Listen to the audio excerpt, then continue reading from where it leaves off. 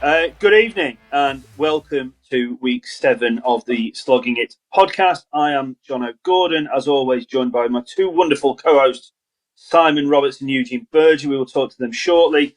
Tonight, or today, it will be released on a Thursday morning, Christmas Eve morning, this the 7th podcast.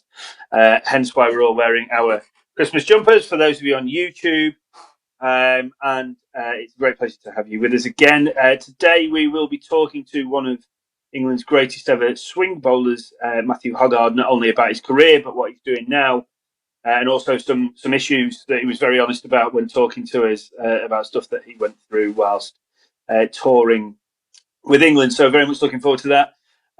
Lads, how are we? Eugene, I'll come to you first this week. You all well, mate? Very well. I've had a haircut, as you can see if you're watching on YouTube. I am very, very short. Yes. What about your hair? Hey! Hey! Robbo, how are you doing, kid?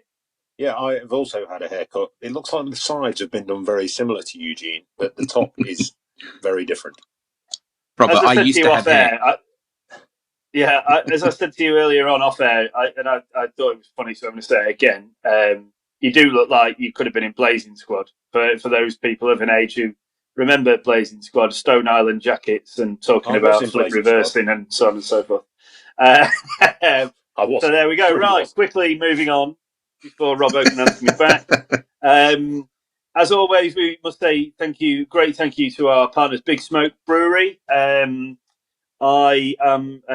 decided not to have a drink tonight. The two other lads are, but knowing that with Christmas Day around the corner today, it's the 22nd today, so I'm just taking it a little bit easy before the Christmas madness, shall we say. But thank you to them as always.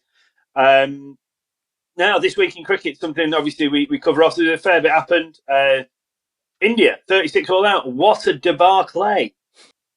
I don't think there's any other words that can be used to describe it. I mean, shambles is close, but 36. I did see a very, very funny thing on one of my friends, an Australian friend on Facebook, put the lowest scores at the Adelaide Oval, and every one of them, other than India's 36, was an Aussie Rules football team that got battered by whichever Aussie Rules football team it is that plays Amazing. At the Adelaide Oval. Sorry to anyone who's listening in Australia. I know nothing about Australian rules football other than it's brute.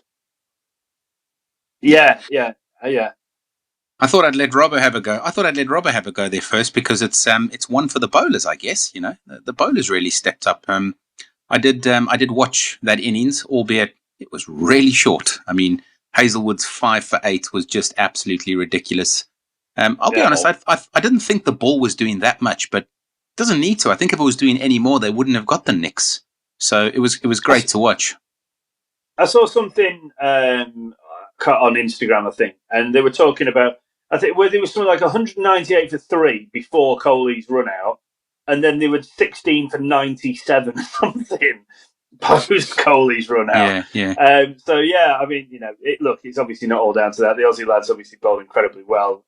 Cummins and Hazelwood, as we all know, having watched as much cricket as we have, are two fantastic bowlers. Another thing that I saw about the top 5 bowlers in the world is Jimmy's not in it. Broady's in it, but Jimmy's nowhere to be seen, which surprised me. He didn't get loads of wickets in the summer, though, did he? He did okay, but he didn't get loads of wickets. So I just think he should be in it forever. Yeah, just because he's been around for so long. Marshall, Curly Ambrose, Glenn McGrath. None of those three are English, so irrelevant. Sorry, we've managed to get someone to be the best in the world at what they do, so therefore they must be on record forever. Rule Britannia and everything else that goes with it. Yeah. The one thing I will say is, when I watched the first 2 innings of this day-night test, I was going to start a debate with you. I was thinking this week, what can we talk about? And this thing, everyone was talking about day-night test cricket. And I thought the first 2 innings, for me, what they'd done with the wicket was prepare it so it was dry, so they didn't have the stuff at the end of the session, the end of the day's play, when the dew comes down and it starts to seem about. And what I did was brought the spinners into it. You saw Nathan Lyon bowling really well, and Ashwin spinning the ball on day one, and then you saw Ravi Ashwin bowling really well, taking wickets on early day two. But then so I was thinking, this has got to be good for Test cricket. You got people pushing for 4-day cricket. All of a sudden, you're getting scores between 280 and 350, which keeps both sides in the game. And then India batted again. And well, did they really? Well, they tried. They padded up and went to the middle again for brief episodes. All of them. I mean, 36 is bad. Isn't it? 36 is bad. It's awful. Yeah. Did you see the tweet from Rohit Sharma? I don't know if you boys saw that. It's one of the best tweets that I've ever seen. So way back when Australia were playing against South Africa, the Aussies were 28 for 8. And he tweeted, wow, that 36, that lowest score is really looking in trouble here. And obviously this was years ago he tweeted it. It is doing the rounds on the internet now. It is just doing the rounds as to, makes you wonder. Be careful what you post on the internet, because it will come out. Absolutely. It will come back to bite you in the ass. It was a conversation we were going to have. I wanted to have with you guys about this 4-day cricket, day-night cricket being the way forward. It's obviously going to attract more people in, or it should do. Over here, it's going to be a struggle to do because of the way that the dew falls and stuff like that. And I just thought, is it something that we're moving in that direction? They seem to find a pink ball, and listening to Warney on commentary, he got the 80-over pink ball from the India warm-up game and was showing it around, and it looked in the same nick as a red ball would after 35 overs.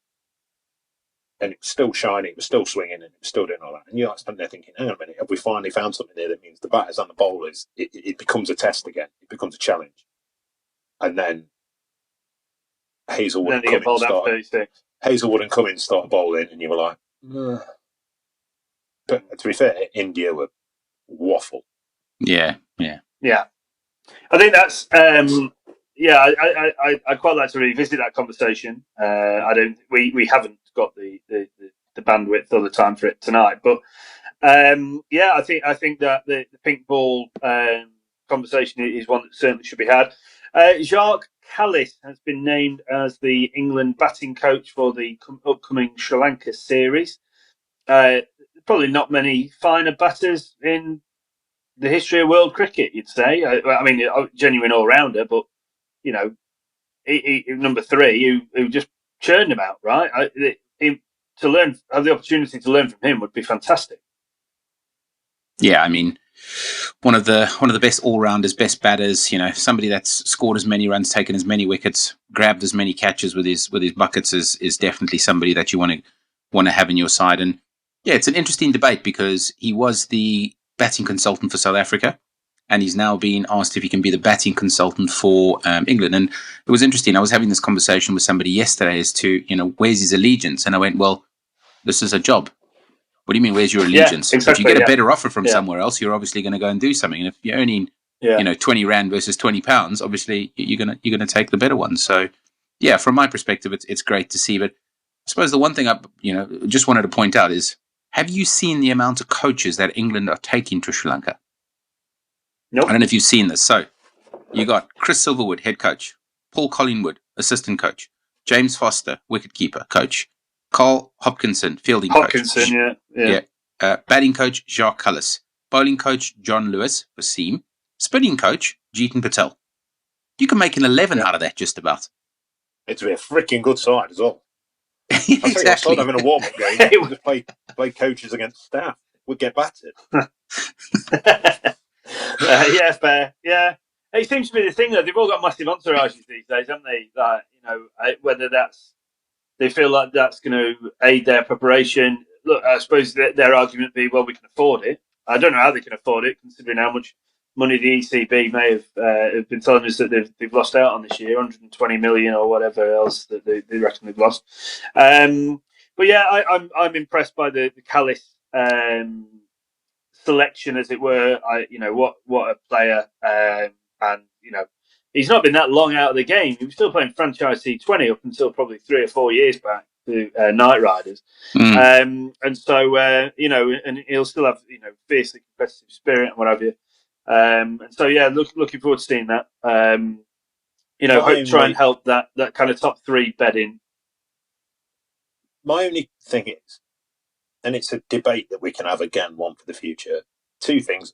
Did you watch the cricket podcasting on Sky? They had Steve Waugh on, and when he joined the Australian coaching staff, whatever it was, this time last year, he was the 18th member of coaching staff, and they had 16 players,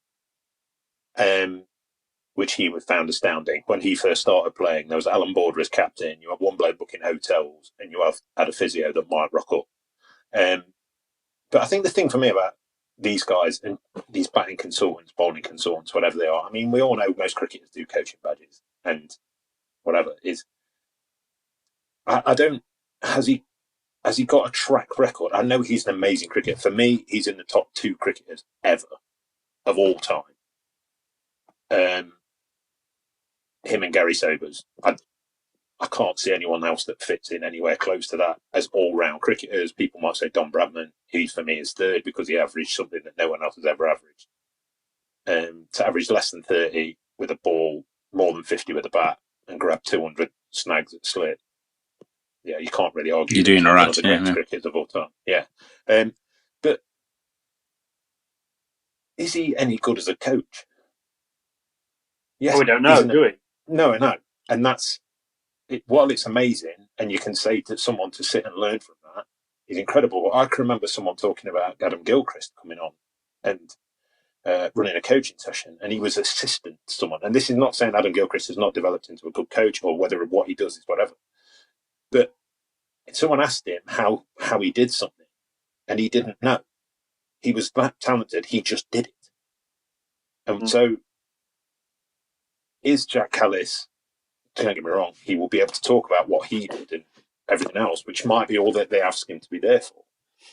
But is he able to input that into players and how they can approach it and change that? I don't know. And it's a question. It's not on me saying I don't think Jack Callis is not good enough.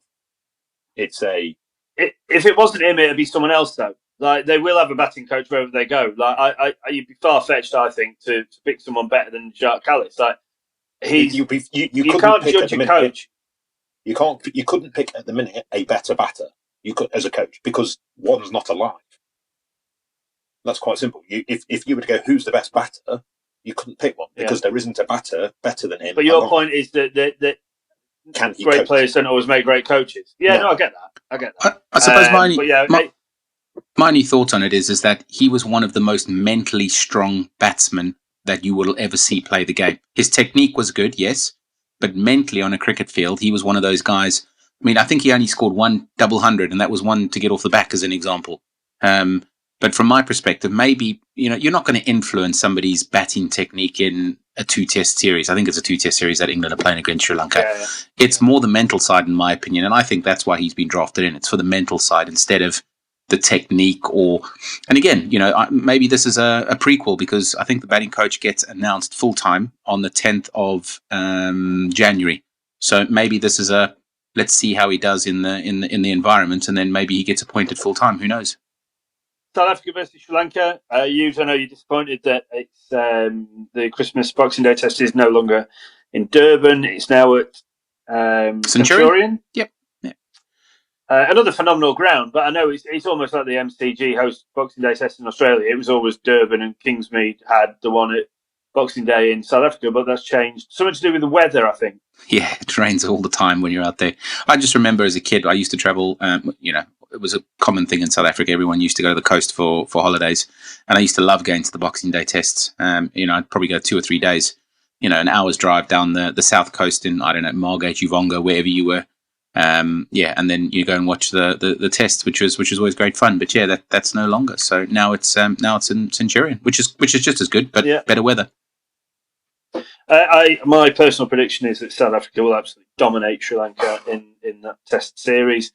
Australia versus India, obviously the second test at the MCG will start on Boxing Day. An amazing occasion. I've never been. It's absolutely on my bucket list of something to do and achieve is to get out there for that. And obviously no Kohli, he's going home because his wife's having a baby, so that's obviously not going to help the Indian cause too much. A, he's their best player. B, he's their absolute leader. I don't think there's anybody that's probably as strong a leader outwardly. Just watching cricket, like he lives and breathes everything that the Indian cricket team do. I think he goes a bit over the top sometimes with some of his celebrations of wickets and stuff, but you can't argue with the fact that he is absolutely encapsulated in everything that is going on every second that he's on a cricket pitch. Before we go into the interview with Hoggy or Oggy, as we learn, I must mention the Lord's Tavern is obviously our charity partner. Very proud to be associated with them as closely as we are. That text number for those £3 donations that you can make, provided you are at least 16 years old and have the bill payer's permission, is 70331. Thank you to everybody who has donated so far. You're making a massive difference, not only to the Tabs, but the work that they try to do after what's been an incredibly difficult year for a lot of charities throughout COVID and what have you. So thank you very much for your support on their behalf. And yeah, for those of you that haven't, please do. Please go onto their website and learn more about the Lord's Taverners organisation and what it is they do. And after a note from them, the next voice that you will be hearing is from one Matthew Hoggard. The Lord's Taverners is the UK's leading youth cricket and disability sports charity. We break down barriers and empower disadvantaged and disabled young people to fulfil their potential and build life skills. Our cricket programmes support some of the most marginalised and at-risk young people in the UK, using sport and recreation to build links and encouraging groups to play sport together. We tackle issues such as knife crime, unemployment, radicalisation and also isolation, something we are all feeling right now. Last year, our programmes impacted the lives of more than 12,000 young people, and with your support will help even more in the future. Find out more and make a donation at lordstaverners.org and help us to continue our life-changing work. Thank you. So, you just heard from our wonderful charity partners, the Lord's Taverners, and thank you to all of those who have bid on. We welcome today's guest, Matthew Hoggard. Hoggy, you've offered a 3-course cooking experience for the Lord's Taverners for people to bid on. I think that closed on the 15th, which is today, obviously, which is one of the reasons why we're talking to you. But first of all, welcome to Slogging It. It's an absolute pleasure to have you with us. I know you know Eugene well. We've met a couple of times over a couple of beers. How's things where you are in Leicestershire? Yeah, hello. Things are sunny, as you can see from the glare in my face, which is a nice change for it absolutely pieing it down. But first of all, big shout out to the sponsors, Big Smoke. We do have to have a little drink. It's compulsory drink. Absolutely. Most definitely is. Yeah, it's very nice, is that stuff. But yeah, lockdown's been tricky this year. Not being able to see people has been a bonus. Let's not go that far. I don't like people. It's nice being locked away in my cave, but it would be nice occasionally to come out of the Hoggy cave to see people and to get people, as you say, at the grill. But it's been tricky. Been homeschooling, learnt a lot, passing on my immense knowledge of science and maths, staying well away from English and languages because I am absolutely poo and pants at them. So my wife and I have been dovetailing well. What have you got today? English? Excellent. That's me off the hook. See you later. And science and maths, I'm all over it. So it's been an interesting year, and I'm looking forward to seeing 2021. To be fair. Yeah, very much so. I think everybody is. I'm very, very keen to get down to the grill. Obviously, we're going to hopefully do a few bits with some corporate partners, get them up to the grill on the courses and stuff. People should really check out Hoggy's website. Doing some amazing stuff. We'll come on to that a little bit more later on, so Matthew can explain a bit more about that. People think your nickname is Hoggy, but actually it's Oggy. Can you explain how that came about? It's all about where you come from, really. Obviously, from Yorkshire, we don't like pronouncing things. We miss H's off. So if you shorten my name Hoggard to Hoggy, and then you can drop off the H because we don't pronounce H's in Yorkshire. It's Oggy. I can remember. We don't say these at that as well. So we got in. I got into a taxi the first year I was down at Leicester. I got into the taxi and I was going to a public house in a place called Tilton on the Hill. And I jumped into the taxi and went, I'm off to a pub in Tilton on Till. And then, I said, I'm off to a pub in Tilton on Till. And I said, sorry, everybody's going to the public house on Tilton on the Hill. Brilliant. I've just got boycott the sound of his voice saying Oggy. Right, brilliant. Lad. Lad's not doing too well, is it? You want to be like me. I was good, I was. We wish him well, old Jeffers. I hope his health's improving. I don't know. I probably don't stay in touch with him so much, but do you know how he's getting on, Oggy? No, not really. Hopefully he's sunning himself in South Africa and keeping himself well and safe. So, Hoggy, or Oggy, that's a new one for me today. You started your career at Pudsey, Kongs, but we both know that there are two sides in Pudsey. You will claim only one. One. Our mutual great friend Paul Hutchinson, who you played with at Yorkshire, would care to disagree. He's moved on from St Lawrence now, but you know. Yeah, he follows the money. He's a bit of a tart, is that lad? And it's Hutchinson and not Hutchinson. There's no N in the Hutchinson. No. So left arm swinger. But yeah, we grew up in a great era, and I had James Middlebrook in my team as well, which is the same age. So we're all in the same year. There was myself, James Middlebrook, Gareth Clough, who played a bit for Yorkshire and Notts, and Paul Hutchison, that went to two different schools. So we were Pudsey Grangefield, Pudsey Crawshaw, and Kongs and St Lawrence at the same time. So we had quite a bit of rivalry going on in the local leagues. Some decent bowling stats, I'm pretty sure, as you were growing up. I mean, you had a real quick rise. Like started in the threes, then in the ones, and then within 2 years you're playing county cricket. Yeah, it was huge. Really, really quick. Thanks a lot to a man called Phil Carrick, who came to captain Pudsey, and then sent me over to South Africa. I spent 6 months in Joburg, playing for a team called the Greenside Rats. And they were an awesome team. I opened the bowling with somebody called Stephen Jack, who there goes a fox. Whoa, shush. We've just got foxes and badgers running around the back of our house, and the dogs are going crazy.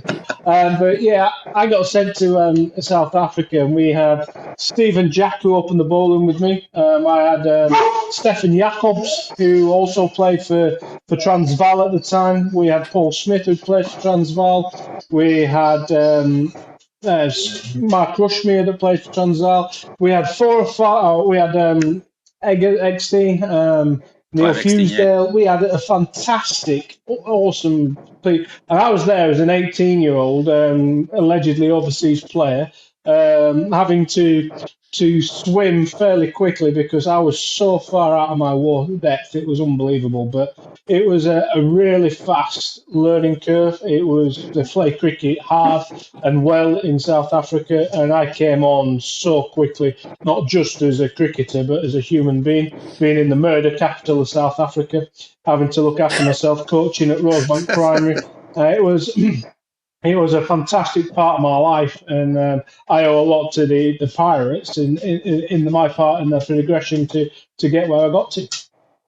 And that obviously probably started or sowed the seed, let's say, for something that is obviously so close to your heart now in terms of the grill and stuff. But obviously, we'll come to that a little bit later on. You went on Celebrity MasterChef 2013. Obviously, did very well, and now you've got the grill. But we've got to start with your cricket career. Like, I mean, how did you get into it? I mean, obviously, before joining Pudsey Kongs, you must have played a bit more as a junior, right? Yeah. So I went to a school called Pudsey Grangefield, and my choice of sport at Grangefield was football, or football. And I wasn't a massive football fan, but I played football for school because I wanted to play sport. I was very sporty as a youngster, so I played football for school. And in the winter, I wanted to play rugby. So Okay. I played for Pudsey Rugby League, so I went to Pudsey Amateurs and played rugby league in the winter, and then in the summer I wanted to play cricket, and Right. that was the Pudsey Kongs was walkable from my house. It was behind the White Horse and the Britannia where I played rugby, so it was a natural progression to go to Pudsey Kongs, and I went under 11s and played Gordon Bowers for Pudsey Kongs. It was a case of every time I pissed my mum off, she sent me away to the cricket club to train. So I spent a lot of time at the cricket club. But yeah, so it was just a progression of winter was rugby, summer was cricket, and I was okay at rugby, and I was not as good as I was at rugby as I was at cricket. And I could always swing it. I didn't have to be taught to swing it. It just came very naturally. And I can remember spending maybe a weekend with my dad. The first time I ever tried to bowl, I couldn't stop hopping. It was quite a strange concept for me, for taking off on the left leg and landing on the right leg. I've been doing it for 10 years, but to when it comes to bowling, to jump off a left, right, I couldn't do it. I used to left, right. I just couldn't get it. And I spent a weekend in the back garden just getting the action of hopping off a left foot, landing on a right foot. Doesn't sound that difficult, but it was for me. But it was part of my determination and my personality, really, that I wouldn't let it beat me. So it took a long time to be able to do it. But once I'd got it, it was then right. Okay, I've got that now. What's the next bit in the equation? Huge. Absolutely, yeah. I suppose, Hoggy, just looking at your career, and obviously you were at Yorkshire for a good 15 years, from what was it, 2006 to 1996 to 2009. However, I'm really interested in 2 years specifically, that being the 2 years that you spent at the Free State. Because when I was still living in South Africa at the time, I was watching a lot of the competitions that were going on locally, and that's when I saw you for the first time. This English lad that had come over and was playing for the Orange Free State. And yeah, tell us a little bit how you got there. I mean, you mentioned that you were in South Africa, earlier, but what happened? I mean, Yes, it was so. I played for Pirates for 2 years, and that had no bearing on me playing for Free State. I was playing bits and bats for Yorkshire at the time, but I wasn't I think I'd played maybe 2 games for Yorkshire, and I just got injured the year in the 97, was it 98? 98 when South Africa came over. And Andrew Caddick bowled you out on the last day, and South Africa lost the Test series at Headingley. Yep. And England went out celebrating. South Africa went out commiserating, and the coaching staff pulled a naughty boy net session on South Africa the next morning. So they were then practicing for white ball cricket, and we had a groundsman that didn't want the nets at Headingley. So we had a green mamba of a pitch. We had batsmen that had been out the night before with blurry eyes, opening them like this. I'd just come back from injury, so I had to prove myself to the coaching staff at Yorkshire that were watching. I also was bowling at South Africa, so I wanted to impress. And I had a brand new white Duke ball in my hand that swung round corners. So I had a ball that was swinging, I had a green seam in Headingley, and batters that were pissed. I looked okay. And the assistant coach in South Africa at the time was called Corey Van Sen. Yep. And Corey said to me, well, how do you fancy coming over as cover for Free State? We've got a few bowlers that might be away and one's injured, and do you want to come over as cover and come to Free State? I said, yeah, I'd love to. So I went over to Free State to play club cricket. I thought I was going over to play club cricket for the Peshwas, which is the university's second team. Not even the first team, the university's second team as a player, coach, and just getting involved with the then Hansi Cronier's father, who was the coach. And he said, I'll pick you up. So I got picked up by Corey from the airport. He dropped me off into the boarding houses where I was staying. He said, I'll pick you up tomorrow and get you down to where we're practicing. So I picked my bags up, went down, and we drove into the stadium. I was up in the lift at this stadium thinking, wow, these club practices are all right, aren't they? We get to change to change at the stadium and practice at the stadium. I can remember walking in through the changing room, and the first person I saw was Hansi Cronje, sat in the thing and said, right, meet your captain. I answered. You can go change in the corner over there next to Alan. So I went over and sat down next to Alan Donald, who was my opening bowler. I think, what the fuck? We had Nicky Boye in the other, in another Left-arm corner. spinner, yeah. We had Gerhardus Liedenberg, who just happened to be my first class wicket when he came over South Africa to Yorkshire. So I had to tell him. We had Corsi Fenter, Louis Wilkinson, Butter Dippenar. We had a fantastic array of players, and then me. And I was so not known, so not anywhere near out my depth again, because I was nowhere near ready to play in a first class team as a local, let alone an overseas professional. And I was so well not known that on my first game for Free State, I played with Hoggard on my back. Amazing. Didn't even spell my name correctly. I had a T at the end of my name.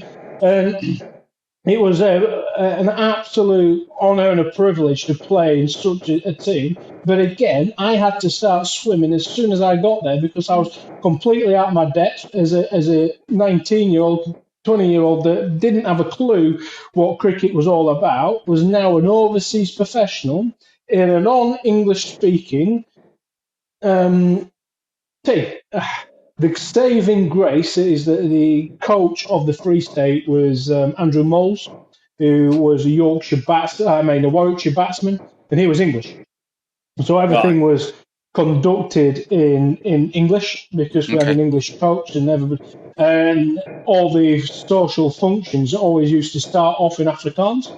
And then it'd take somebody saying, look, we've got some English guests here, can we speak English so that the Poms can understand us? They then spoke English for maybe half an hour until they'd had a few more tunes and the Brandywine got into them and they started speaking Afrikaans again. So you had to sort of pick up a bit of the lingo to understand what was going on. But it was an awesome time. And Alan Donald's wife is English. She's from Warwickshire as well. She's Tina. So I spent a lot of time around AD's house, having braais, talking English with Tina, and looking after their then kids who were just born, and they're ancient now. They're getting married. It's ridiculous. Yeah, absolutely. But yeah, it was a massive part of my career was the Free State. Yeah, you mentioned that you were going around and having braais at people's houses and stuff, and having read a couple of your books and a couple of your articles, you mentioned that South Africa was the sort of the birthplace of not Hoggy's Grill, but where you started to find, cooking over an open flame and cooking over open coals. Is that really the inspiration? Yeah, I mean, when I was young, we used to get fed at 5:30 every evening. As soon as the neighbours theme tune came on, we had the food on the table. We had a family of 5. My mum wasn't over generous with the portions, so at 7 o'clock I was hungry again. So I was allowed to go into the kitchen and make anything that I wanted, as long as I left the things out to make sure that we replaced them, so we still had them in the pantry or the fridge.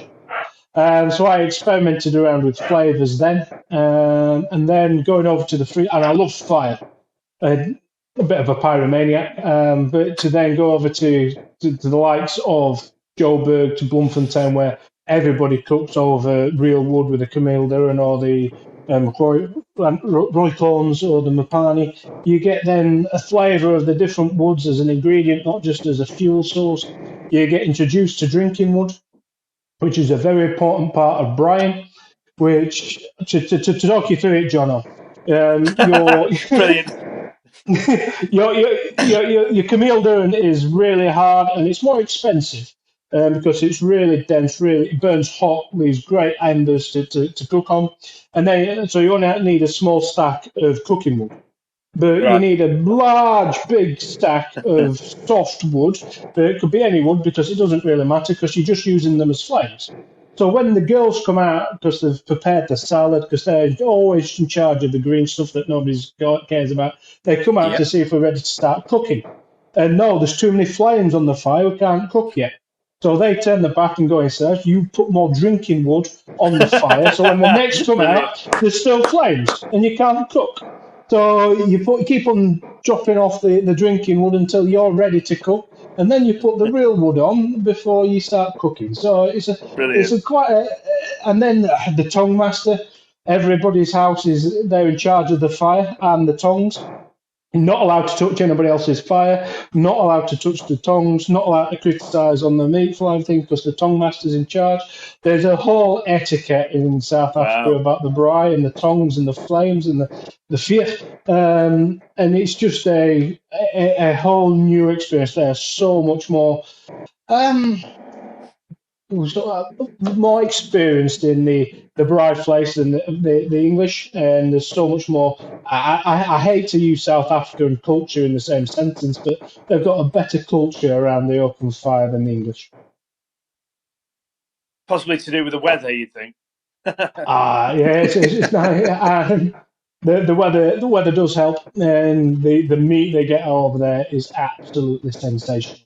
Yeah. So not only just the beef, but the eland and everything else that you cook on there, the ostrich, it is fantastic. I've eaten some amazing things out in South Africa, like kudu and all sorts of different bits and pieces. We went on an amazing 3-day safari up north of Durban when we were there last Christmas, and it was just the food and the produce and everything was just out of this world. Like, it's just a different lifestyle, isn't it? Because there's none of this. It's not pumped full of water to make the weight up in order for supermarkets to make more money. It is like butchered properly and then it's sold. And you wonder why these South African lads are all 6'4" and strapping, massive, strong lads, and all the boroughs. Yeah. So I lived in Free State, which is Borough County, which is farming county, and they were absolutely huge specimens of people, and they weren't happy until they went out for a couple of beers and a fight. There's nothing else to do in Free State, so it was quite a rough and ready place at the time. But I got introduced to the Greeks early on my stop in Bloemfontein. Little John just turned around to me and said, "Hoggy, if you ever have a problem in Bloemfontein, just let me know and it'll disappear." And I mean, disappear. That's great to know. So I didn't see any of it myself, but yeah, there was it was it was a safe place to go because it was just fists and fighting. There wasn't any gun crime. There wasn't really. It was just you get a fat lip, a black eye. But it was a rugby town as well. So the Free State Cheetahs ground backed onto the cricket ground, and the zoo then was the other side of the cricket ground. So you run into the sound of the lions roaring. It was brilliant. Yeah. It is a great country and highly recommend people go and visit it if they haven't been. So, Hoggy, fast forwarding a little bit to 2004, and something quite impressive happened in 2004, in my opinion. Something I've never done. So you were the 34th person to take a hat-trick in Test cricket. And I read how you went about it. Do you want to share with the listeners a little bit about that story as to the way it went? Yeah, obviously we were all over the West Indies at the time. I think it's the first time we'd beaten the West Indies in the West Indies for 30 odd years. Steve Armisen had bowled a spell, or was going to bowl, but 7 for 12. That was an amazing spell. But yeah, Barbados. Running up to bowl, we had Ramnesh Sarwan on strike. I bowled him a wide half volley, and he was a bit lazy, threw his hands at it and snicked it to gully. I thought, yeah, crap shot, but I'll take it. I'm on the board. And then in walked Shivnarine Chanderpaul, the walking crab, was in great form, batted so well, came in. I thought, like, left-handers, they're my game. Swing it back into him, bowled at LBW, I'm in the game. And so I tried to get him LBW or bowled, which exactly I did. Went down, swung nicely back in, hit him in front, the middle of the leg. Daryl Hare, was it Daryl Hare? I think it was Daryl Hare, gave him out, massive appeal. LBW, brilliant. And then in walked the inexperienced Ryan Hines, another left-hander. I thought, brilliant. What a better person, a nervous young batsman, walk into the crease from a hat-trick ball, left-hander, piece of piss, swing it back in, getting bowled, LBW. So all the crowd is singing, Barmy Army's going, my heart's coming out of my chest, thinking, right, how many times have you been on hat-trick, you've never got one? Right, swing it back in, get him LBW. So I was running too fast, swung my left arm out of the way, fell over, pushed it across him. So I was trying to bowl it back in. Ryan Hines is thinking, right, he's going to get me out LBW or bowled here, so I'm not going to get my pad in the way. I'm just going to block it with my bat. And he went across him. He chased it a little bit with his hand, snipped it to second slip. So everybody thought it was going in, even me. And I pushed it across him, he snipped it, and Andrew Flintoff caught a catch at second slip. It was, the crowd went wild. They broke the fence down at the boundary. So many people have come up to me and said, I was at Barbados, but I missed the hat-trick. I was either at the toilet or in the bar for the queue for the bar even. Strong stuff is this stuff. But yeah, it was an amazing feeling. Hat-trick at Test match cricket, what a way to do it. Barbados. Incredible. I can't remember the night though because I had a few too many. Yeah. Well, I think Freddie did as well. Was that the night of the Fredalo? that was a few weeks later. Oh, that was a few years after, wasn't it? I mean, yes. Look, we can't not talk about 2005. I mean, to have been a part of that, obviously we had Simon Jones on a couple of weeks ago. What an experience that must have been I mean, Jonesy referred to them as to have beaten the best team that he thinks still to this day has ever played the game. That Australian side were incredible, weren't they? But I mean, what you guys achieved, I think, allowed Englishmen to believe in English cricket again.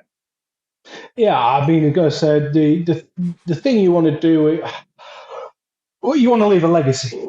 It is something that every team wants to do, is to leave a legacy. I still get stopped in the street and thanked by middle-aged to older-age men saying thank you for 2005. And from sort of like 20-year-olds saying where the reason we got into cricket was just of Europe. Yeah.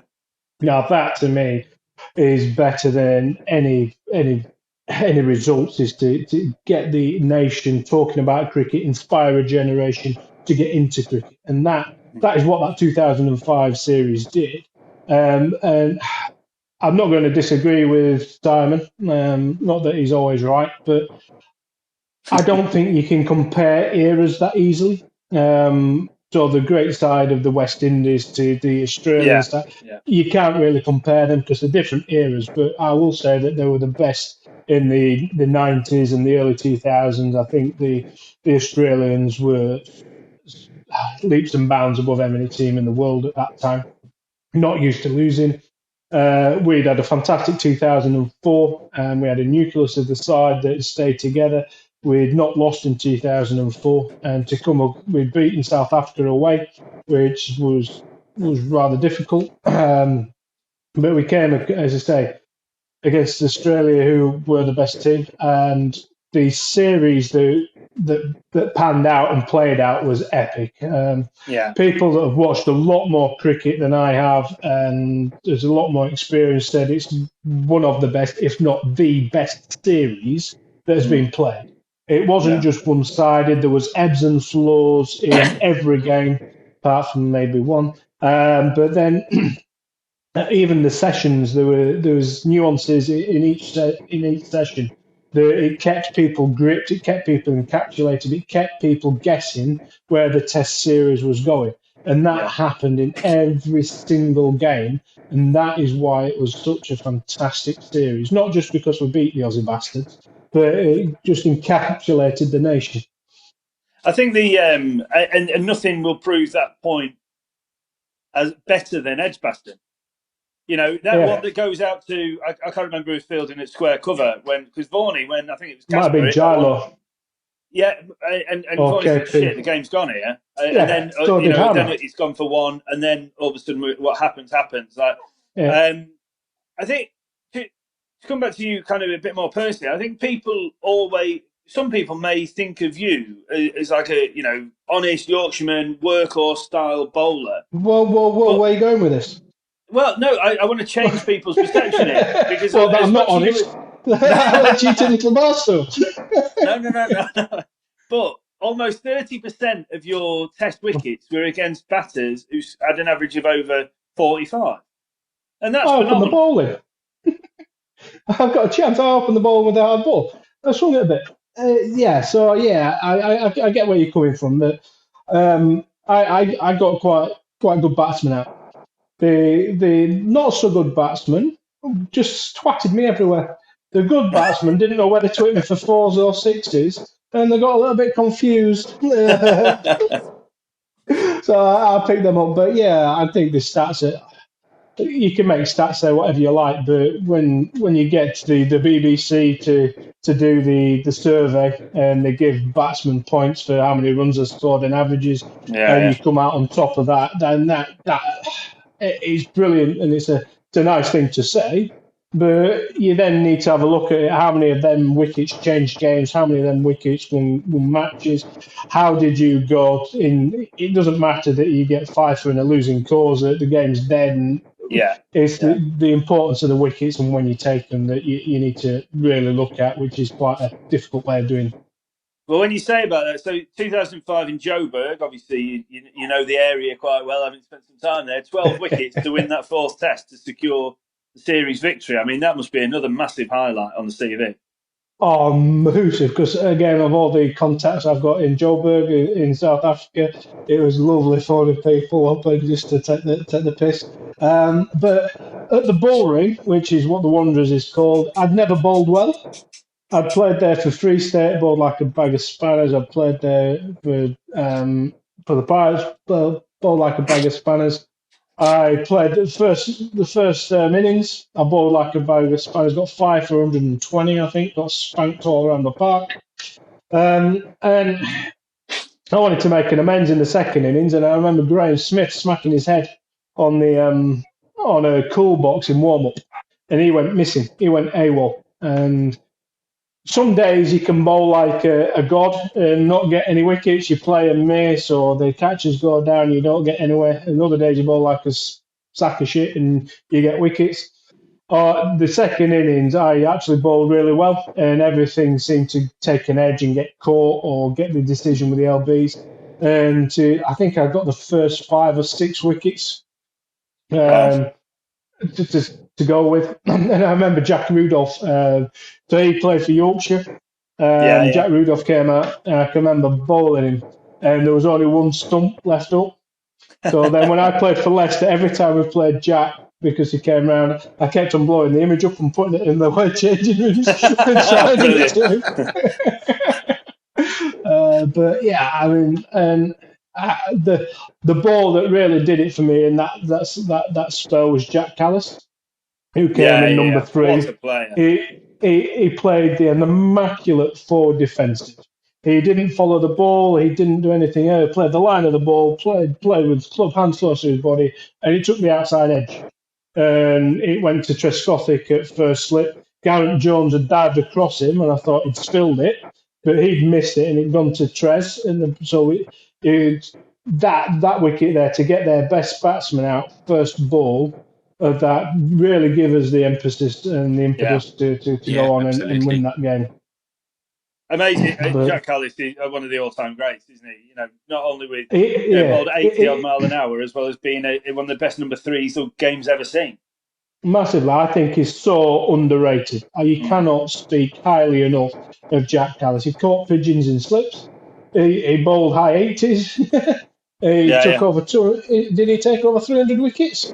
He was high 200s, and he's averaged into the 50s. It was an awesome cricketer, the cricketer of the generation, but nobody really puts him up there.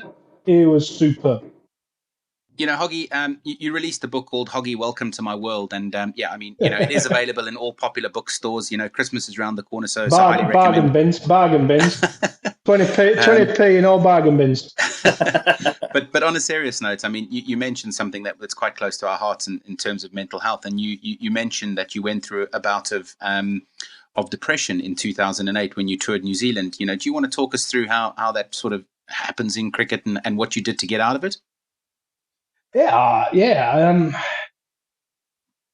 I was so we'd had problems conceiving our child. So there was a lot of emotion around Ernie being born. I went out to New Zealand. Ernie was 6 months old, I think. And Sarah and I were going through a bad patch. And Sarah got to the airport, was coming out with her parents, and had a breakdown and said, "I'm not going to New Zealand. I'm not taking Ernie all the way over there," and was refusing to get on the plane. She was forced to get onto the plane. We got to New Zealand, and things weren't very good. All Sarah wanted to do was go home. As soon as she got there, she wanted me to pick her up and take her home. And I said, "No, I can't. We're in the middle of a tour." I can remember then being dropped in Wellington. I turned round to Michael Vaughan. I'd had a massive bust up with Sarah the night before. We were playing cricket in the middle of a test match. I turned to my captain, Michael Vaughan, and said, "Look, I'm doing a Trez." I know that's not the politically right thing to say, but Trez had gone home. I said, "All I want to do right now is sit at the end of my run-up and sit down and cry. I am nowhere near I'm on this pitch. I want the ground to swallow me up, and I just can't cope. I can't handle it. And the feeling that I had is I can only describe it as when you're a little kid, and when my dad had the football, and he kept on turning his back on me, and I couldn't get the football. And the only way I could get it was to kick him and sit down and cry, or burst into tears. And that is the exact same feeling I had on the middle of a cricket match, in the middle of a test match, just to sit down and cry. I couldn't think of anything else I wanted to do except for burst into tears in the middle of a game. So surprisingly, I was dropped for the next one. So I didn't get selected for the test match. Not unsurprisingly. Sami and I got dropped for Anderson and Broad. And Sarah then said, "Right, you've been dropped. Can we go home?" And the biggest mistake that I made is say no. If I go home now, it's like I'm running away and I'm taking my bat and ball home because I've been dropped. And I wanted to stay and fight for my place in the side rather than picking up my loved ones and going home. And that is still the biggest mistake I made in my career, is not looking after my family first. I stayed in New Zealand. I fought for my place, and obviously it didn't happen. And we were then got back home. The captain knew exactly what I was going through, and I'd spoken openly to the coach at the time, and the management knew, and not one person came to see me or phone me up to see how I was when I got home. I was then playing for Yorkshire, and I was absolutely nowhere near a cricket pitch. I was on it physically, but mentally I was absolutely nowhere near that game. I was lucky enough that I could get through it because of the skill level, but mentally I was absolutely nowhere near a cricket pitch. And nobody asked me how I was, came up to me, and it got worse. I was disruptive at Yorkshire. I was not on the pitch. I was saying things to people that wasn't really what I shouldn't really have been saying. I wasn't doing the right things in training. I got overlooked for the first test match of the year again. Went down to Lords. Didn't get an explanation. Didn't get asked how I was, what I was doing. Went back to Durham. Didn't play at Durham, or played the second half of Durham, and that was the year that Pattison got picked at Headingley. And again, no communication, and I was in a bad place personally with what was going on at home. I was in a bad way being dropped by England. I didn't feel like I could speak to anybody or had anybody to speak to, because I've got a reputation of being big, bold, brash, everything else. It's a weakness, isn't it, that to admit that you're struggling, to admit there was something wrong. And I didn't have anyone to turn to. I didn't have anyone to talk to, and nobody came up to me and asked me, "Hoggy, are you okay?" And I didn't realise how bad I was in the Yorkshire changing room. And nobody turned around and said, "Hoggy, you're being an absolute dick. You need to either pull your socks up or take some time off." I got dropped by Yorkshire at times. I was in a mess, and it took a big open heart discussion, and I said to my wife, "Look, I'm on my ass here. I'm laying on the floor, and people are kicking me, and I'm letting them, and I don't care. I don't normally if I was down on the floor and somebody kicked me, I'd get up and lamp them. But I was on the floor, I just didn't care. I just didn't have the enthusiasm or the will to get up and fight back. And it was quite a horrible 18 months. But I got out of the slump, got back into being me, semi, got to being back to being a productive member of the Yorkshire squad. I'd been offered a 3-year contract, 2-year contract at the start of the year. I said no, I wanted a 3-year. To go into we'll sort it out at the end of the season, we'll give you 2 years. I then wanted to, because there was nobody else to be captain, I went and said, "Look, I'll be captain." And I went from being offered a 2-year contract to being taken into Yorkshire and saying, "Look, we're not keeping you on." Wow. So at the end of the season in September, they told me that they weren't renewing my contract after the season had finished. Which, if you look at the terms of your contract and everything else, you can't do. So I was now out of a contract, out of season, when most of the other counties had sorted out their players for the next year. Yeah. So I then had a time to go home as Sarah, I'm out of a job. So I then went to the PCA, and the PCA put me out as right. Hoggy's looking for a new county, and we met up with a few. I met up with Leicester just to be a senior player in the changing room. And on the way back, I was speaking to Tim Boone and David Smith. And on the way back to Yorkshire, we met halfway up the motorway. They phoned me up and said, "We want you to come as captain." Wow. And I then went home to speak to Sarah. We then visited the counties that we were interested in. And the idea of not just being a senior player and bowling overs and standing at fine leg, having a voice of what the team does and the way forward that the team goes was really, really pivotal, I think, to getting me back on a cricket pitch. So hence I went to Leicester and started being an average captain.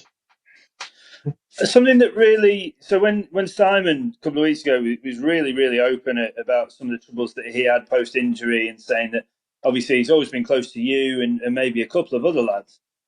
But it was really interesting there, Matt, to hear you say about, no one contacting you. Either I don't know whether injury or mental well-being and people not being actually absolutely on their game is seen as some form of weakness at that level of elite sport, which obviously nowadays it'd probably be very different because there's such an awareness of it, and obviously that a lot of the cricket lads, Trez, Trotty, watching the Edge, KP talking about, there's a lot more people kind of now talking about the troubles, but it really surprises me, and I really find it sad and difficult that someone who's given a county as much as you gave Yorkshire, being a true Yorkshireman as you are, and it's only 30 years ago that to play for Yorkshire you had to have been born in Yorkshire. It is one of those counties where you think it's all about Yorkshire, and to hear that people didn't support you, whether they realised or not, people say, "Oh, we didn't realise." That's probably a bit of a cop out. But to hear that you felt that you were down and people were kicking you rather than actually trying to help you get back on your feet, I think it's a really sad reflection on the way that things were going were happening. Yeah. But again, professional sport is a very fickle place. You're only as good to a team if you are performing. To get the player to be in the best physical well-being, mental well-being to perform at the time for what you need is what you need at that time. And I think the physical, the mental side of things, as you rightly pointed out, has been heightened. And the awareness is a lot heightened now. And the tools to help moderate and to help make sure that people in the right space is getting. It's almost as important as the gym nowadays. And you can see how especially the England boys are saying, right, then they're not going to be on this tour because we need to rest them, or they're coming out of the bubble to go see the family there's so much more awareness, and it's not just a you perform at all costs. It's about the human that's playing. Yeah. Whereas before, it is a very fickle place. It is professional sport. You're only as good to a team if you're performing, and that is one of the reasons why you play it, because it's so great when you are in that bubble. And it is very hard to get to the level where you get to, but it's so easy to get out of that level, and that is why I don't like vanilla sports, because people have sweated blood, sweat, and tears to get to the level they are, and all this bland, horrible, boring, vanilla white sport, I don't agree with. There's a reason that they're the best in the game, is because they have the drive, the ability, and the know-how to get there. At least let them have a little bit of clash heads and a little bit of spice in the game, because that is what people want to watch. Nobody wants to watch a load of brown envelopes on a cricket. Bad analogy, but bland against bland. They want to see the characters. They want to see the emotion. They want to see something different, and not something that is painted and regulated within an inch of its life.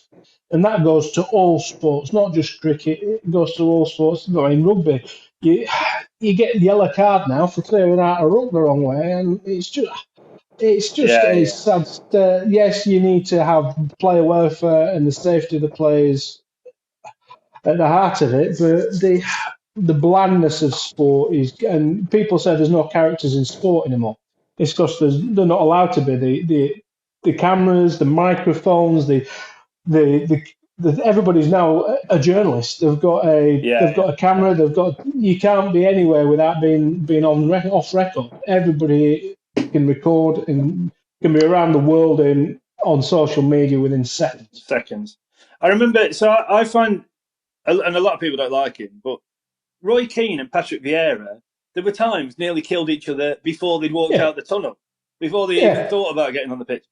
And I read something on Cricinfo or Crickbuzz or something a couple of days ago, where people saying, "Oh, the Australia-India series, it's just a bit of a nothingness because they're all our best mates." Because there's so many global franchise tournaments now that these guys don't. They're all mates because they all play with each other in some guise across global cricket, and has it taken that? Jeff Thompson. I lucky enough to meet him at Wormsley one day. What a belter of a bloke he is! But he wanted to kill David Lloyd when he was, when he ran in and nearly knocked one of his bollocks off. If he'd have had the chance to knock his head off, he would have done, because that was sport, and it was, what you win, right? And I think you're right. I think it has softened quite a lot, and whether that means sport is now less exciting because it doesn't have the edge to it, and the level of competitiveness is not. People are getting yellow cards in football, like you say, rugby, for clearing out a ruck the wrong way. Hold on, like you go back and watch that Leeds versus Chelsea FA Cup semi-final replay.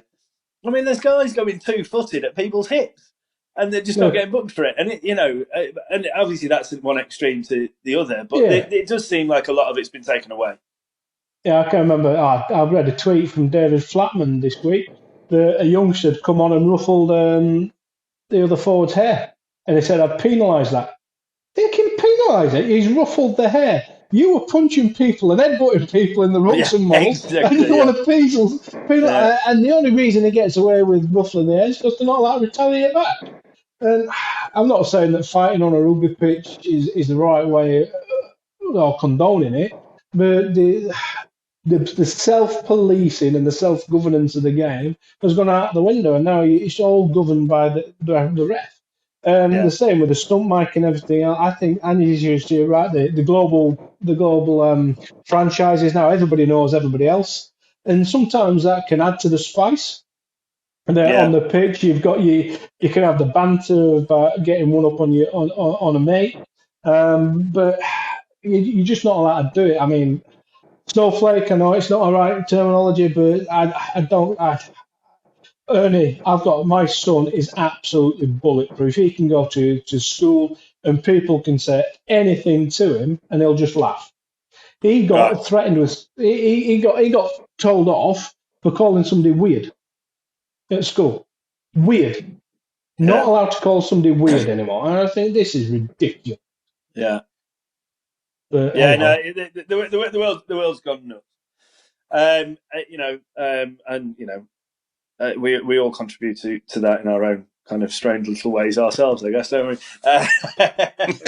Right, Hoggy. So, Hoggy. I'm going to have to get my head around that. I've called you Hoggy for years, and now I need to start calling you Hoggy. No, Hoggy's good. Hoggy will do. So, as you know, it's now time for us to try and take some money off you. So, 5 questions. Yeah, obviously, because I'm an avid watcher of this podcast, I've not missed a recording of it. So, 5 questions. I know what's happening more than you do. £2 each. Huge is going to match your donation, and it all goes to the LT. He's got the solid answers. Well, yeah, no, but he doesn't have to answer them. It's based on what you say. Okay, so if I get them wrong, you just got to put a tenner in. Yeah. I'm not, because I'm just going to give wrong answers just so you have to put a tenner in. Cheers, mate. Question 1. You hold a batting record at Trent Bridge for a 9th wicket partnership.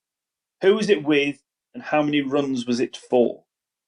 This is a 2-part question, is it? That's freaking unfair, isn't it? I'm going to go for Craig White and 130.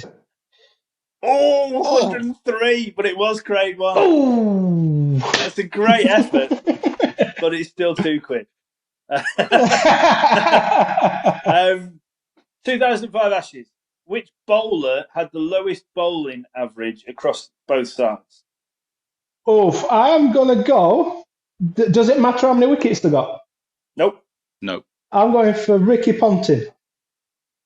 Right. You've got it right. Yeah, I reckon you.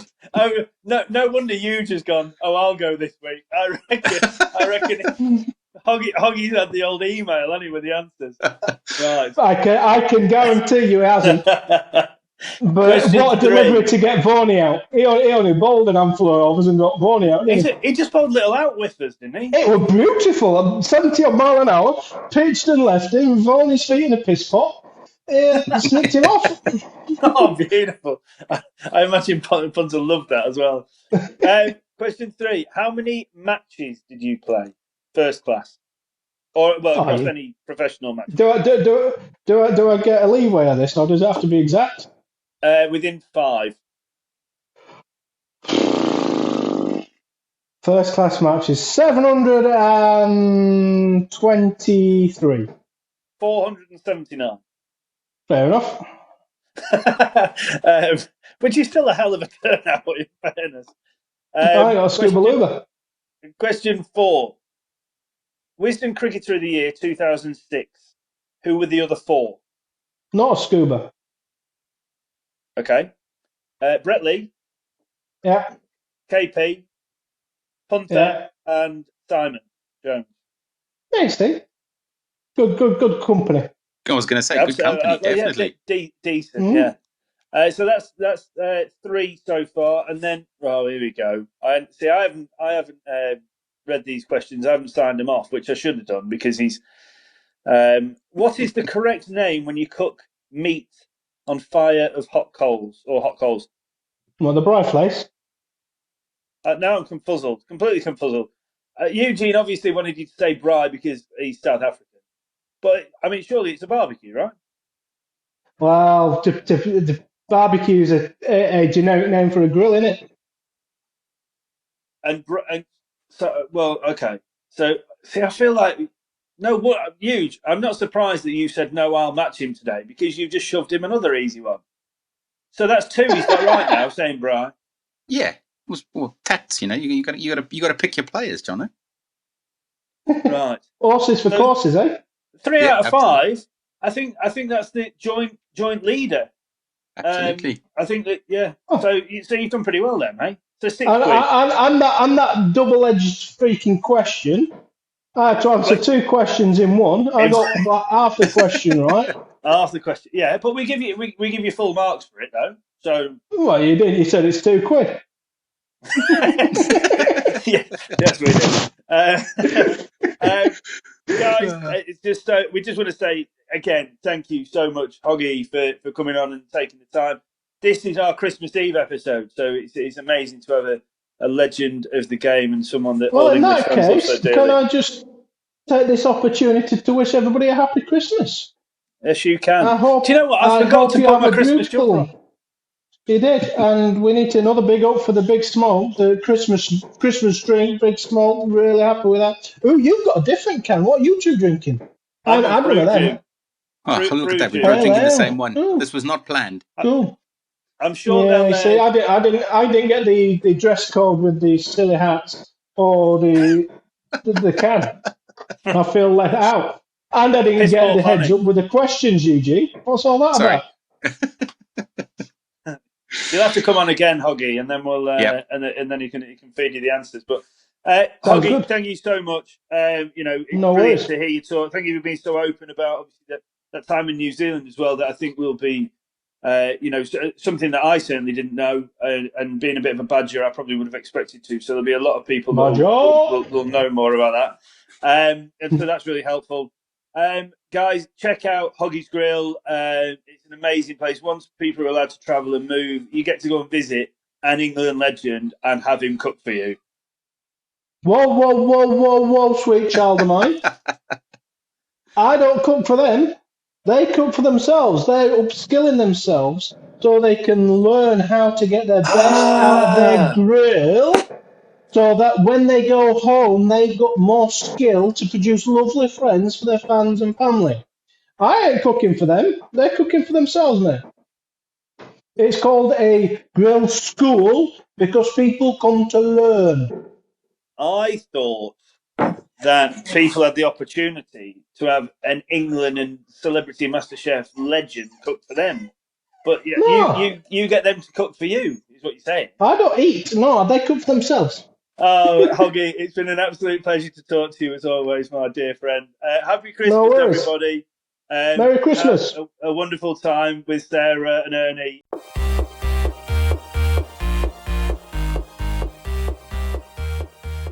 Looking for a new cricket equipment partner for yourself or your club can sometimes be tricky. With so many options to choose from, how do you make the right choice? When you want quality, value and service, there really is only one place to start. For more than a decade, Woodstock Cricket have been producing award-winning, high-performance cricket bats from their Shropshire workshop. Matched with their classy soft goods, luggage and accessories, Woodstock Cricket really do tick all the boxes. Get in touch with Woodstock Cricket and find out why many loyal clubs, players and international customers can't be wrong at info@woodstockcricket.co.uk. Right, so thank you very much to our other partners, Woodstock Cricket, for their continued support, and obviously they have been very forthcoming in terms of offering prizes for different bits and pieces. So yes, Hoggy, Jen. Great interview. He's mad as a box of frogs, isn't he? Bless him. Like I love him. But when you know exactly what you're going to get from him, whether you're in person with him or whether you're talking to him, he's like a March hare, isn't he? But what a fantastic bloke. And thank you so much again to Matt for giving us his time. The man, the myth, the legend. What an interview! I didn't know which way it was going to go. We were obviously going down some routes, and then all of a sudden he just decided to go off on a tangent. His dog got involved. Yeah, what an absolute legend. Yeah, one of the most enjoyable ones I've had. And again, so two things that I think were really important. One, fire, and two, obviously him sharing his story. You know, so yeah, I mean, two great stories from my point of view. I think on that, just before Si comes in on it, you know, you say one that one of the most enjoyable ones. I think we've been incredibly lucky, haven't we, with everybody that, you know, we've just enjoyed all of them. It's so much. It's kind of difficult to rank them, and I wouldn't even try. Like, you know, the opportunity to have some of the to talk to some of the people that we have. Obviously, we're doing these Instagram lives on a Friday night, the Big Smoke, Big Night In, which is amazing because we've had some even more pros and other people coming and talk to us, which is great. The next one of those will be on Boxing Day, by the way. Tune in for that at 8 o'clock. We will be talking to a number of people, which will be great, including Joshua Da Silva, who recently made his debut for the West Indies and New Zealand. But yeah, you know, Hoggy being open, and I had no idea, and this obviously was a book, which got me in a load of trouble while we were doing the interview. Thanks for that, Eugene. Pleasure. But, you know, the fact that, you know, whilst in New Zealand, him and Sarah, you know, really, really went through the mill a little bit, didn't they? And, you know, he then wasn't picked, and then obviously everything happened when he came back. But, you know, I didn't know any of that. So I just found it so amazing and refreshing that people are now beginning to see and understand what it is that we do, and are willing, with three blokes that they've either met very few times or never at all in some cases, be that open with us because they absolutely believe in the message that Slogging It's trying to provide. Yeah, I mean, it's him, Simon Jones, Luke Sutton. The honesty we've received has been incredible, to be honest. But I think it's a sign that things are getting better. It's a sign that things are moving in the right direction, and the more people that keep banging the drum to keep it going in the right direction, the better we're going to be, and the more we can make it. So we talk about. I mean, the couple of things that stood out for me in the interview. Obviously, I wasn't involved. I've listened to it earlier. Was I can remember meeting Matthew Hoggard for the very first time, and he was completely naked on a physio's bed in Lords. As I've walked in, and he's just gone, oh, and I've gone, oh, sorry, and he's gone, don't worry, it's just a big ass on the bed. And everyone was just crying and laughing and joking, and he was saying there, and I was just like, I don't quite know how to deal with this, right? but it is what it is, and he was incredible, and he touched on that in the interview about that, his personality, and that he wasn't sure how, when he did start having a few troubles, that how to broach it and how to think, and he even spoke to people at the time. He spoke to Michael Vaughan and whatever, but it didn't seem to get the right message across, and it didn't seem to lead to the right kind of help at the time that he needed. So I think that's changed. I mean, we can all be pretty confident that in and around certainly international cricket, there is more help for people, and this burnout, and when people do start going through problems. I mean, to the point now, like we talked about Virat Kohli, like that thing of someone missing the birth of their child in the 80s and 90s, and even the noughties, with people didn't do that. If you're away on tour, you're away on tour. Sorry, wife, I play cricket. Yeah. Whereas now, it's changing, and if people are going through troubles, we've seen the stuff with Ben Stokes and significant issues that's going off, and people do get help. Yeah. Do get told to send home. So, again, thank you so much to him for being unbelievably honest, but I thought I was amazed by the things that he said, and the stuff to do with barbecue and braais and stuff was insightful for me. Well, you've got a theory on this, don't you, Simon? I have a little bit of a one, yeah. And I spent some time living in Australia, and they obviously the Barbie, which is a doll that's accompanied by Ken in my book. But anyway, the only thing I will say about that is when the Barbies I've had in Australia were cooked on like a metal hot plate with gas heaters underneath. I've been fortunate to go to South Africa a couple of times and had a couple of braais, and that's always cooked on wood, open over wood, but with like a griddle on top. And then the barbecue that you have over in the UK is traditionally cooked on coal, but now mostly gas, again with that griddle. So I think we're starting to find, I mean, as well as finding out some issues with the difference in people, mental troubles and stuff, but also, I mean, we might be able to claim this as some kind of cooking show quite soon and educate people in the difference that has long been sort of unknown. Yeah, and if anybody's still with us after that, then we will be. Hang on. I quite enjoyed that nearly side. That was nodded off very myself, educational. but- Thank you. I learned Yeah. something there. I only heard Bri, Yeah? but I learned something. Yeah, all right. So the three of us will at some point be going to see Hoggy at Hoggy's Grill, which is based up in Rutland, kind of Leicestershire way. He does amazing, like really cool stuff for team building. He can do teach you to cook across, number of different grills and number of different woods and that kind of stuff. Is it a I braai find it or a really barbecue? interesting. He was talking to us about a grill. That's not on the list. He was talking to us about. Oh, hang on. I need to talk about this again next week now, then. I need to talk about this again this week now because I've got that grill on. So I've got barbecue braai, Barbie, and grill. Right, you've just made sure that no one's going to tune in at all next week. trying to increase listeners, not lose them. I found it quite interesting. He was talking about cooking wood and drinking wood, which is quite a Great nice story. Little anecdote. So yeah, but check out Hoggy's Grill. Look, if you're a cricket lover, as most people will be listening to this, then there's an opportunity there to go and engage with one of your cricketing heroes, one of the greatest England bowlers ever, by going and checking him out there. So, thanks again to Matthew Hoggard. I just before we go, and this, I want to bring this back to why we do this.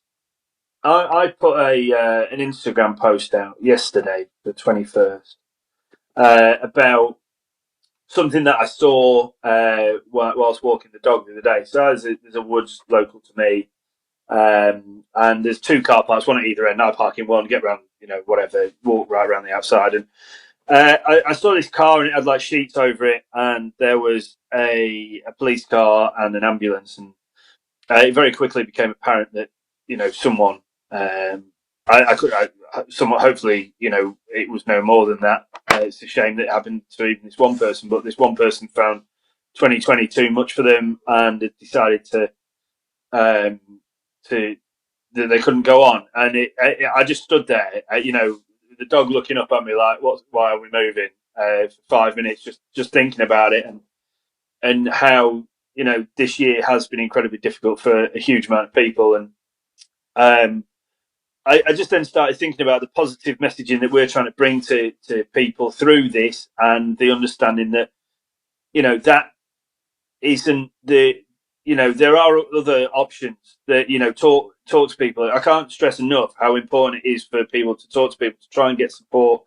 We're going to be doing quite a lot of work with the Samaritans moving forward. More to come on that in the new year, but we'll be kind of talking to them about the work they do and how they can help people. But just, look after each other, talk to each other, love each other. It literally can make the biggest difference. So don't think, oh, well, I'm sure they're okay. If you're even a tiniest bit worried about someone at this time, Christmas is a time for joy, not pain. And as pain, as difficult as it is this year with lockdown and people not being able to see each other, even more of an excuse to phone people who you think might be struggling, even a small little bit, to make sure that they do feel valued and do feel loved and wanted by their friends and family. So I just wanted to say that, that it's something that's so close to the heart of the three of us and is the main reason for doing this. It's not just about talking to famous cricketers. It's about ensuring that people, really understand that help is available no matter how bad things seem. So yeah, I don't know what you two think, but sorry, I've kind of, I just felt like I really had to mention that. I think you're absolutely right, mate. It's and it's sad that these things still happen in the world, and we do what we can to try and make sure that you can literally save someone's life, and that's the death thing. You can literally. Everyone thinks, well, how can I make a difference? All this kind of stuff. Just by talking to someone who you think might be struggling, you can literally save their life. And you might never know. You probably will never know. Like if you say something to someone that changes the course of their potential actions, they will probably never tell you. But like I said with the Ben Stokes thing the other day, like it's better to say something and never be thanked than to never say anything at all. and that's critical. Like that Yeah. people understand that. Like, But you look at the Hoggy thing. You look at the one person ringing him. yeah, He said in that not one person rang him. yeah, One person rings him, and a whole heap of issues might never have happened. yeah. You don't know. They might have done, but they might not have. So, what's the worst that can happen from you asking someone? This is always the thing I say. Like, are you okay? Is there anything we can do? Yeah. Do you want to go for a pint? Like, literally anything that just you don't know what it might achieve. Yeah. And Yeah. that's the thing. Yeah. Yeah. Better to do it than not. That's my Absolutely. angle on it. Yeah. You know, Yeah. you never, as I say, you might never get gratitude for it. You may never be made aware that you've made a difference. But you know, if everybody who listens to this podcast reaches out to 3 or 4 people and has 3 or 4 conversations, someone will be positively affected by it. Not that they were at that point, but you will make people feel better by knowing that you value them enough to reach out and make sure that they're doing okay in what's a pretty tough time for everybody. Yeah. For any of our friends in London, obviously I've moved away from London. I feel pretty not guilty, but I'm struggling for my mates in London at the minute. Obviously, Eugene, you being one of them, it's an incredibly tough time for everybody down there. Just everybody do the best you can, and this is why it's really important that everybody kind of gets together and not in a physical sense, but really kind of rallies around each other to make sure that this isn't a time for negativity. We try and remain as positive as we can for each other during this a pretty troubled time. But Merry Christmas. Obviously to you two, we'll talk. We will talk tomorrow, or before Christmas. As two of my best pals. But yeah, everybody, thank you for your support so far. It really does mean the world to the 3 of us. We hope that we're making a little slight difference, whether that's talking to famous cricketers who you want to hear about, or whether there are other ways in which we're helping. We've taken great enjoyment from recording these. I think it's certainly strengthened the bonds between the 3 of us as friends because we're going through this together. There's loads of exciting stuff to come out in 2021 that we will start announcing in 2021. So some really cool stuff on the horizon for slogging it, and ways in which you guys can get involved with us. But for now, I shall say again, Merry Christmas. Have a great break. Love each other, love your family, love your friends, and stay in touch. Merry Christmas all. Have a good one. Merry Christmas, everyone.